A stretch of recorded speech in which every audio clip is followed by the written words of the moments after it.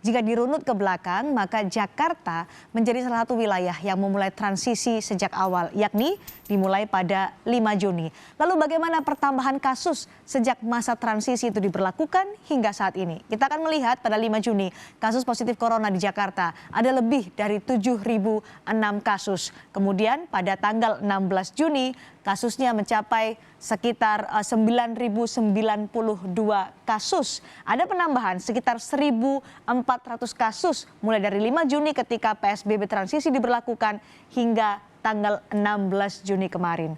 Dan kalau kita melihat ada penambahan juga 10.000 kasus secara nasional ketika pada tanggal 5 Juni kemarin 29.521 kasus, tapi tanggal 16 Juni ada 40.400 kasus secara nasional di Indonesia.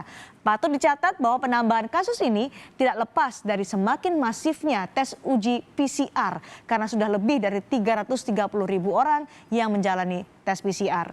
Kemudian saudara, dalam sepekan terakhir ada sejumlah temuan baru klaster corona. Di Sumatera Utara misalnya ada temuan 17 orang positif corona di desa Tanjung Hataran di Simalungun. Dan 200 orang warga di desa Tanjung Hataran ini langsung menjalani rapid test untuk tindakan lebih lanjut dan juga men-tracing apakah penyebaran virus corona di desa Tanjung Hataran ini semakin meluas. Kemudian di Jawa Timur ada di Kota Malang ada 10 klaster keluarga yang dicatat oleh tim Satgas COVID-19 yang masuk dalam klaster penyebaran corona. Ada 30 hingga 35 orang yang terjangkit virus corona dari klaster keluarga ini.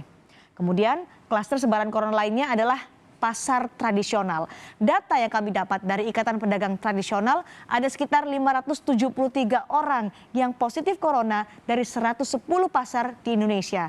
IKAPI kemudian terus menyiapkan langkah untuk memutus mata rantai penyebaran virus corona di pasar tradisional.